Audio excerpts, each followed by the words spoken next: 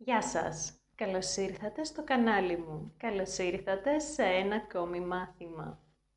Έχουμε ήδη δει πολλές αστείες ελληνικές εκφράσεις και μου ζητήσατε πολλές φορές να κάνω ένα βίντεο με ελληνικές παροιμίες.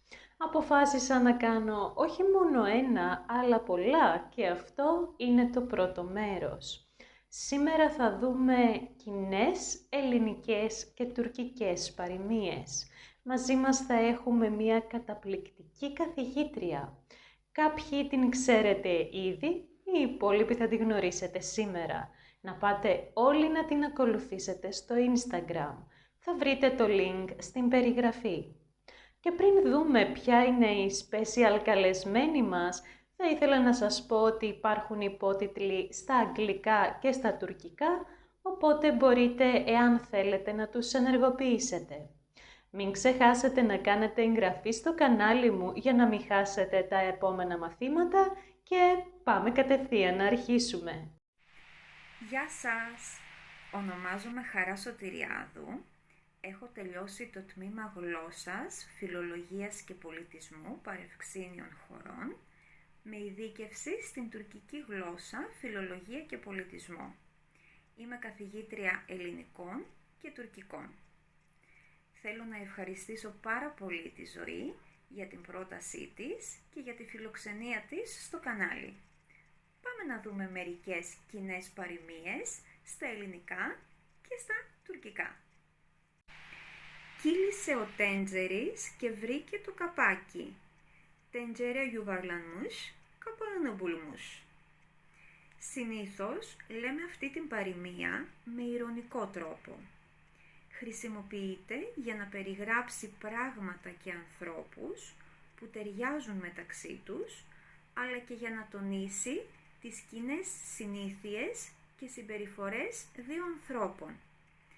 Συνήθως, οι συμπεριφορές αυτές είναι αρνητικές.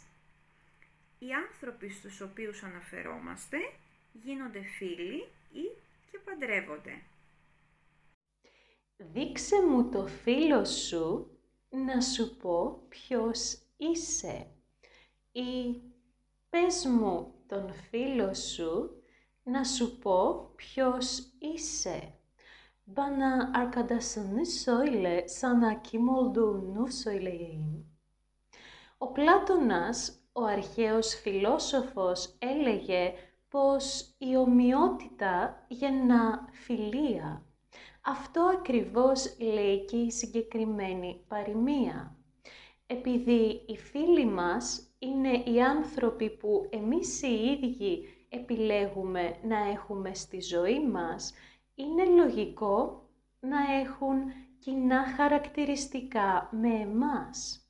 Είναι λογικό να μοιραζόμαστε κοινές ιδέες και συνήθειες.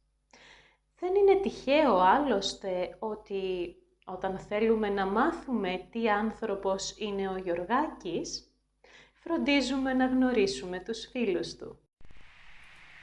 Πρώτα βγαίνει η ψυχή και μετά το χούι. Can çıkmayınca huy çıkmaz. Το χούι είναι μια τουρκική λέξη με περσικές ρίζες. Σημαίνει συνήθεια και συνήθως η συνήθεια αυτή είναι κακή και ενοχλητική για τους άλλους ανθρώπους. Αυτή η παροιμία τονίζει το πόσο ισχυρή είναι η δύναμη της συνήθειας.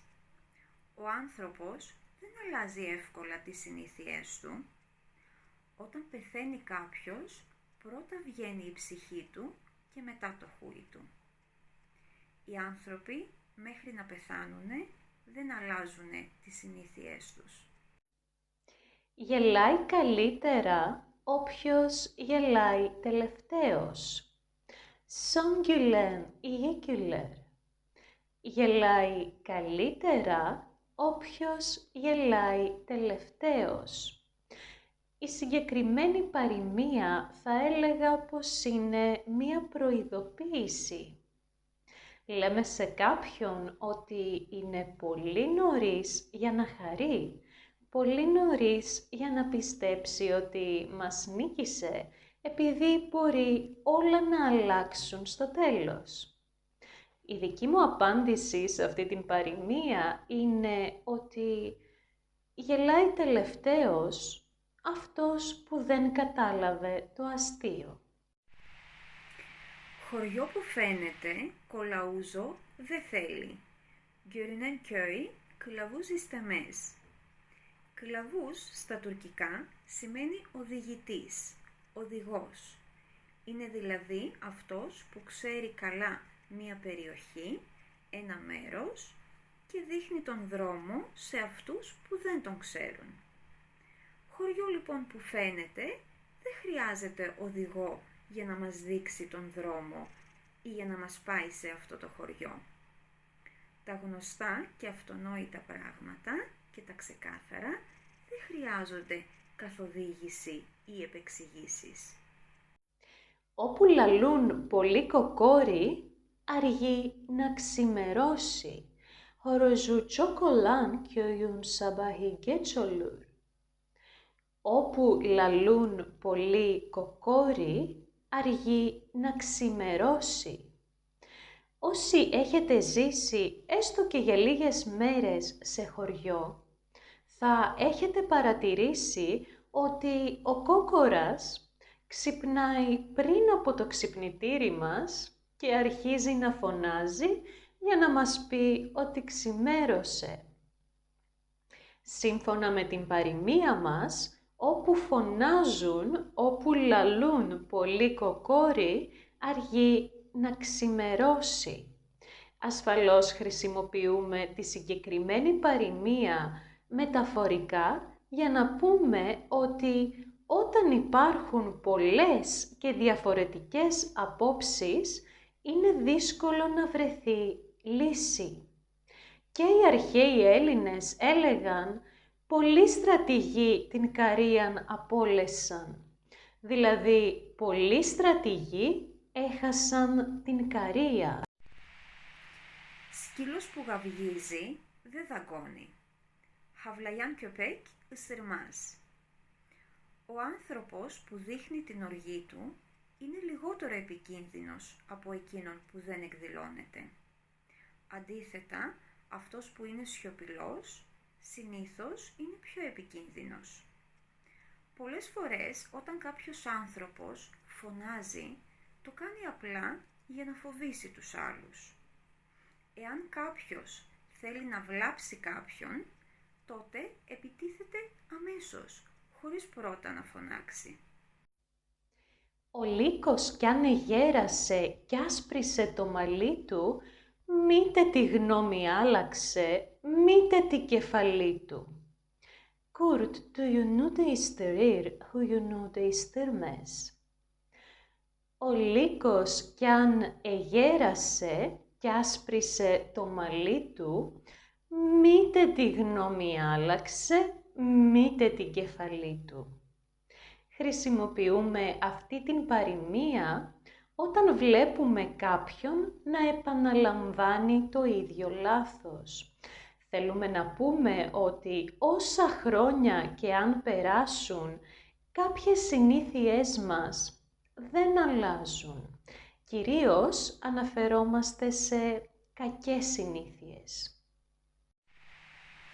Όποιος βιάζεται, σκοντάφτει.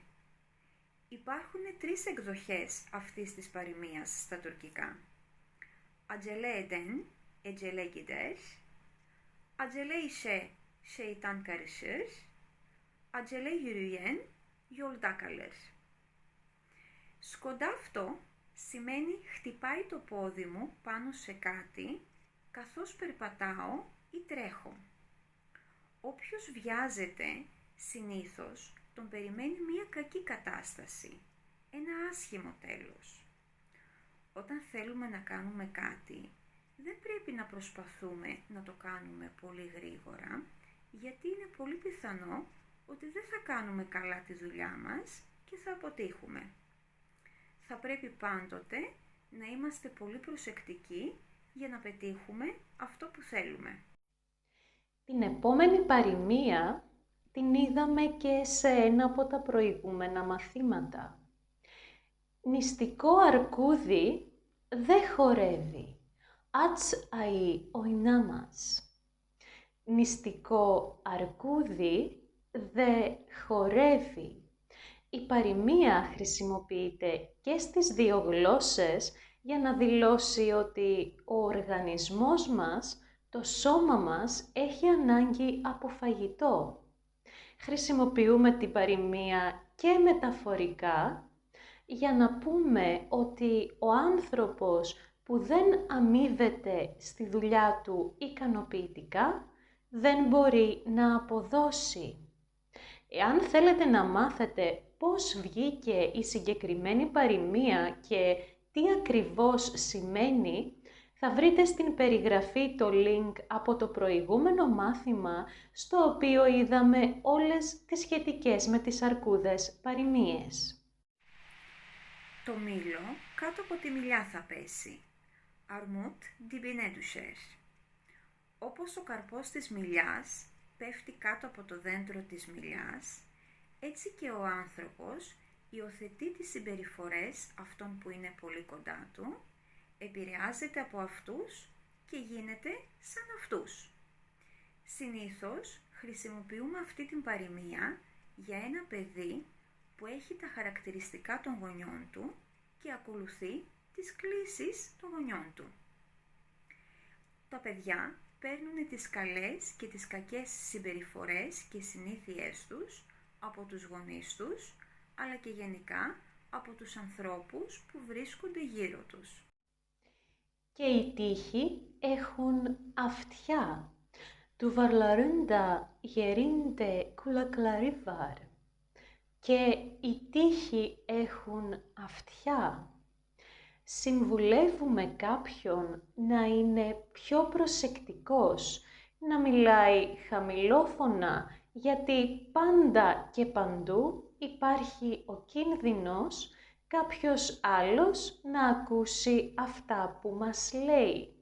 Ασφαλώς μας μιλάει για κάτι πολύ σημαντικό και όχι για τις αγαπημένες του σειρές στο Netflix. Το πρόβατο που φεύγει από το μαντρί το τρώει ο λύκος. Sürüden ayrılan koyunu kurt kapar. Στην ελληνική παροιμία χρησιμοποιείται η λέξη μαντρί αντί για τη λέξη κοπάδι. Μαντρί είναι ένας χώρος με φράχτη γύρω-γύρω, τον οποίο χρησιμοποιούμε για να φυλάξουμε κοπάδια με πρόβατα ή άλλα ζώα. Το άτομο που αφήνει τους φίλους του και γενικά μία ομάδα, ένα σύνολο, κινδυνεύει και συνήθως καταστρέφεται. Οι άνθρωποι που αφήνουν τους φίλους τους και προσπαθούν να κάνουν κάτι μόνοι τους, βρίσκονται σε κίνδυνο και δεν τους υποστηρίζει κανένας. Αυτή η παροιμία μας δείχνει ότι οι άνθρωποι πάντοτε θα πρέπει να ενεργούν με ενότητα. Αυτές ήταν κάποιες από τις κοινές παροιμίες που υπάρχουν στα ελληνικά και στα τουρκικά. Θέλω να ευχαριστήσω και πάλι τη Ζωή για την πρότασή της και ελπίζω να τα πούμε σύντομα και πάλι. Να είστε όλοι καλά. Εδώ τελειώνει το σημερινό μάθημα. Θα ήθελα να ευχαριστήσω μέσα από την καρδιά μου τη Χαρά που ήταν κοντά μας σήμερα και μας εξήγησε όλες αυτές τις παροιμίες, αλλά να ευχαριστήσω και εσάς που παρακολουθήσατε αυτό το βίντεο. Εάν σας άρεσε, μην ξεχάσετε να κάνετε ένα like και εγγραφή. Εμείς θα τα πούμε στο επόμενο μάθημα. Γεια σας!